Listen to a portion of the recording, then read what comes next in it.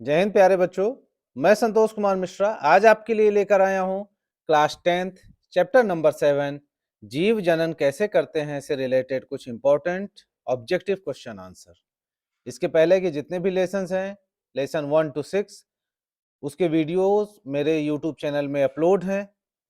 उनके link description में दी हुई है, तो आप लोग चाहें तो इसके पहले के जो भी वीडियोस हैं उनको जाके देख सकते हैं।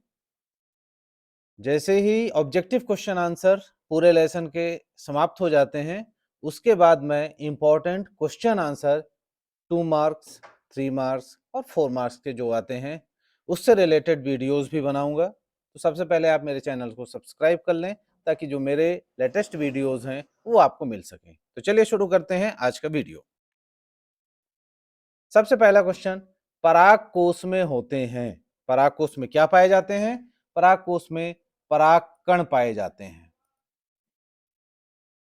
प्लाज्मोडियम में एक कोशिका का अनेक कोशिकाओं में विखंडित होना क्या कहलाता है? ये बहुविखंडन कहलाता है। बहुविखंडन कहलाता है। ध्यान रखिएगा, यहां से आपके 2-3 क्वेश्चन तैयार हो रहे हैं कि बहुविखंडन किसमें पाया जाता है, प्लाज्मोडियम में क्या पाया जाता है और बहुविखंडन किसे कहते हैं। अगला क्वेश्चन, नर युग्मक एवं मादा युग्मक के संलयन की क्रिया कहलाती है। इसे हम कहते हैं निषेचन। मादा एवं गर्भस्थ शिशु के बीच जैविक संबंध स्थापित करने वाली संरचना को हम क्या कहते हैं? इसे कहते हैं अपरा या प्लेसेंटा। अलैंगिक जनन मुकुलन के द्वारा किसमें होता है? तो इसका आंसर है हाइड्रा एवं ईस्ट। सजीवों में अपने समान आकृति, रूप, रंग एवं गुणों के नए जीव उत्पन्न करने की क्षमता क्या कहलाती है? तो इसे कहते हैं हम जनन। ये जनन की परिभाषा है। आनुवांशिक गुणों का संदेश किसके द्वारा एक पीढ़ी से दूसरी पीढ़ी में जाता है? तो इसका आंसर है कोशिका के अंदर, कोशिका के केंद्रक में पाए जाने वाले गुणसूत्रों के डीएनए के द्वारा। परागकोश से पराग कणों का वर्तिकाग्र तक पहुंचने की प्रक्रिया क्या कहलाती है? तो ये परागण कहलाता है। परागण की परिभाषा क्या है? परागकोश से पराग कणों का वर्तिकाग्र तक पहुंचने की प्रक्रिया। सीधे पराग कणों का वर्तिकाग्र तक पहुंचने की प्रक्रिया विभिन्न प्रकार के माध्यम से ये जो पराग कण है वर्तिकाग्र तक पहुंचते हैं, इसे कहते हैं परागण। और इसके भी 2 प्रकार हैं, स्वपरागण और परपरागण, जिनके बारे में हम जब क्वेश्चन आंसर देखेंगे, इंपॉर्टेंट क्वेश्चन आंसर, तब मैं इसके बारे में डिटेल से बताऊंगा। मानव में नर जननांग व मादा जननांग को क्या कहते हैं? तो नर जननांग है वृषण और मादा जननांग है अंडाशय। पुनरुद्भवन या पुनर्जनन की प्रक्रिया पाई जाती है, तो ये प्रक्रिया हाइड्रा और प्लेनेरिया में पाई जाती है। जब पुष्प में पुंकेसर या स्त्री केसर में से कोई एक जननांग उपस्थित होता है, तो पुष्प को क्या कहा जाता है? तो उस पुष्प को एकलिंगी पुष्प कहा जाता है, जैसा कि पपीता और तरबूज। ये एकलिंगी पुष्प हैं, इनमें या तो पुंकेसर होगा या स्त्री केसर होगा, दोनों नहीं होंगे। अगला क्वेश्चन, जब पुष्प में पुंकेसर एवं स्त्री केसर अर्थात नर जननांग और मादा जननांग दोनों उपस्थित होते हैं, तो पुष्प को हम उभयलिंगी कहते हैं। अर्थात इसमें दोनों चीजें होंगी, नर जननांग भी और मादा जननांग भी एक ही पुष्प में दोनों होंगे, तब कहलाएगा ये उभयलिंगी। जैसे सरसों, गुड़हल। पुष्प का नर जननांग है पुंकेसर, और पुंकेसर में क्या बनता है? परागकण बनते हैं। और पुष्प का मादा जननांग क्या है? तो पुष्प का मादा जननांग है स्त्री केसर, और स्त्री केसर में 3 भाग होते हैं, अंडाशय, वर्तिका और वर्तिकाग्र। इनके बारे में भी इसके बाद की वीडियोस में हम लोग जानेंगे। अंडाशय में क्या पाया जाता है? अंडाशय में पाया जाता है बीजांड, ओव्यूल कहते हैं, जिसमें अंड कोशिका होती है।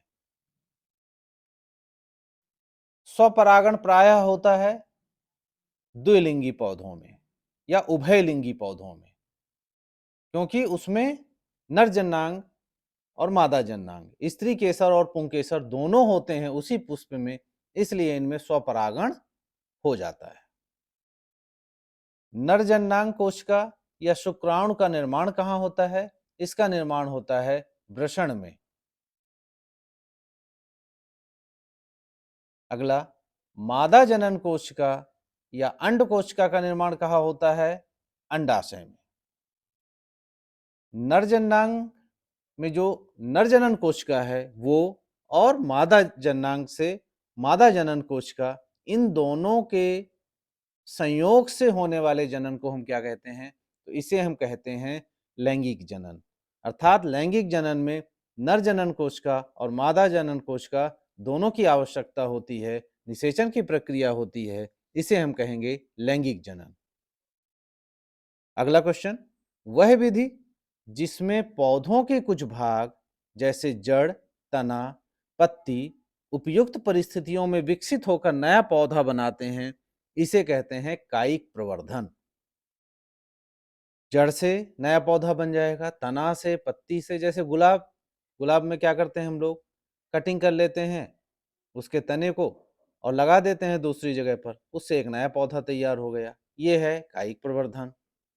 पत्ती, ब्रायोफिलम की पत्ती, पत्थर चट्टा की पत्ती लेते हैं, उससे एक नया पौधा तैयार हो जाता है, पत्ती से ही एक नया पौधा तैयार हो जाता है, इसे कहते हैं कायिक प्रवर्धन।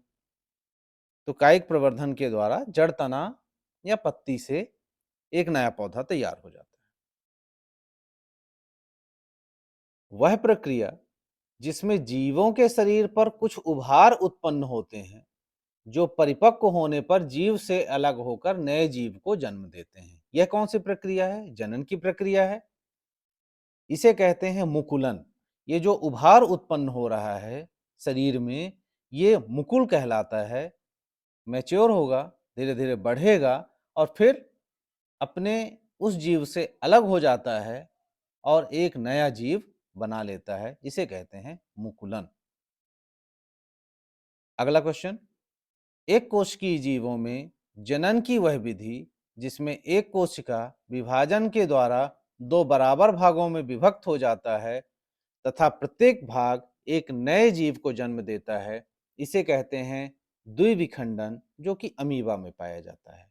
मतलब एक कोशिका से दो कोशिका का बनना, इसे कहते हैं द्विविखंडन, अमीबा में होता है ये।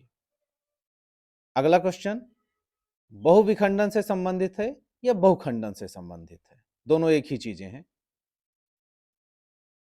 कुछ एक कोशिकीय जीवों में जनन की वह विधि जिसमें एक कोशिका अनेक संतति कोशिकाओं में एक साथ विभाजित हो जाती है तथा अनेक नव जीवों को उत्पन्न करती है, यह प्रक्रिया कहलाती है बहुखंडन या बहुविखंडन। मुख्य रूप से ये दो प्रकार हैं, एक द्विखंडन और दूसरा बहुखंडन। द्विखंडन में एक कोशिका से दो कोशिका का निर्माण होता है और दोनों नए जीव बनते हैं। बहुखंडन में क्या होगा? एक कोशिका से अनेक संतति कोशिकाएं बनेंगी और जितनी संतति कोशिकाएं होंगी वो नए जीव के रूप में परिवर्तित हो जाएंगी, तो इसे कहते हैं बहुखंडन प्लाज्मोडियम में होता है, द्विखंडन अमीबा में होता है।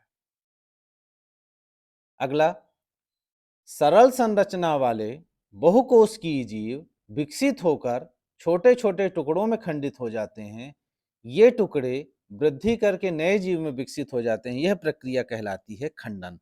ध्यान रखेंगे, विखंडन अलग है और खंडन अलग है।